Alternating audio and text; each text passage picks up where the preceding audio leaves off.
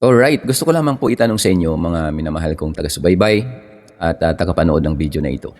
Alam nyo ba na ang tao, kahit nakuha niya ng lahat, laging hindi siya enough.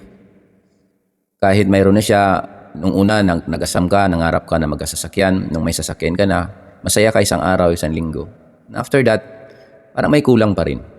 Nangangarap ka na naman ng panibagong bagay na wala ka. Nung magkaroon ka na, unang araw masaya ka. But the following weeks, following month, malungkot ka na naman. Yan po ang realidad ng buhay. Ang tao, kadalasan hindi po satisfied. Laging may kulang sa puso. Laging may kulang at inaasam sa buhay.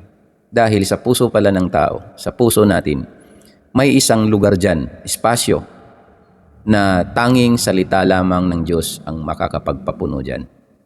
Kaya sabi ni King David, "Thy word have hide in mine heart, that I may not sin against thee." So ingatan natin ang salita ng Panginoon sa ating buhay nang hindi po tayo magkasala laban sa Kanya. So sa buhay natin, para maging satisfied po tayo, para maging makontento tayo sa buhay, dapat may salita tayo ng Panginoon sa ating mga puso. Bakit hindi sa utak? Bakit hindi sa ibang parte ng buhay natin, ng katawan natin? Dahil ang puso natin, tumitibok kahit tayo natutulog. So pagka may salita tayo ng Panginoon, kahit tulog po tayo, andyan po siya, nakastop, buhay, at nagbabantay sa atin. Nakasama natin.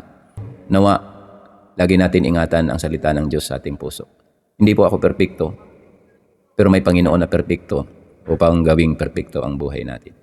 Sa inyo, nawa, maging inspirasyon ang salita ng Diyos. Sa panahon ngayon na magulo ng mundo, tanging salita ng Diyos lamang ang siyang nakapagbibigay ng kapayapaan, kaliwanagan sa mga pangyayari sa ating buhay. Kaya sa iyo na nanonood ngayon, saludo po ako sa iyo. Mabuhay ka.